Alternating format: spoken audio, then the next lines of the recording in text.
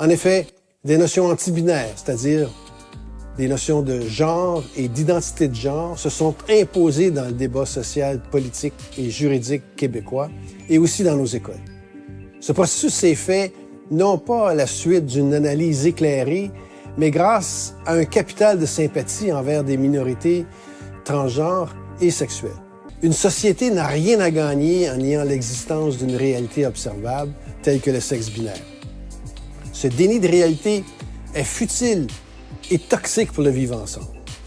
Il nuit à la qualité de l'éducation de nos enfants. Cette réalité évolue depuis plus d'1 milliard d'années. Le sexe se définit en fonction de son rôle dans la reproduction sexuée et par la taille des gamètes qu'un individu va produire. C'est-à-dire que si c'est un mâle, il va produire de petits gamètes. Si c'est une femelle, ça va produire de gros gamètes. De plus, le sexe n'est pas assigné à la naissance, il est constaté et exact dans 99,98% des cas. Le sexe ne se situe pas sur un continuum et n'est pas une construction sociale. Le sexe ne peut pas être redéfini ou déconstruit en fonction d'enjeux sociologiques et politiques. L'appartenance sexuelle, maintenant.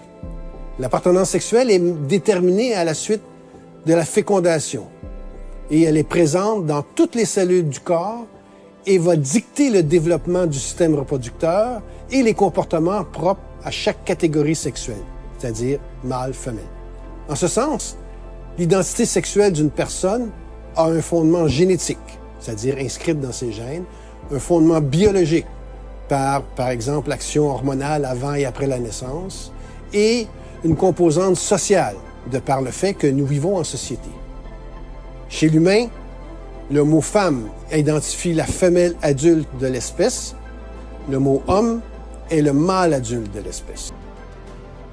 Ainsi, les catégories sexuelles ne sont pas remises en question par l'existence d'individus ayant des anomalies du développement sexuel, ne sont pas remises en question par la complexité des étapes du développement sexuel et sa variabilité entre les individus, et ne sont pas des catégories arbitraires ou des constructions sociales.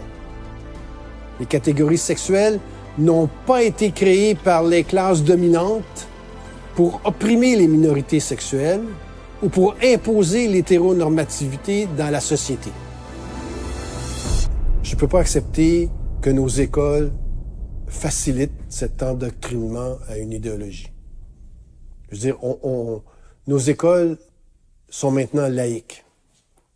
Est-ce qu'on va remplacer la religion par une autre croyance?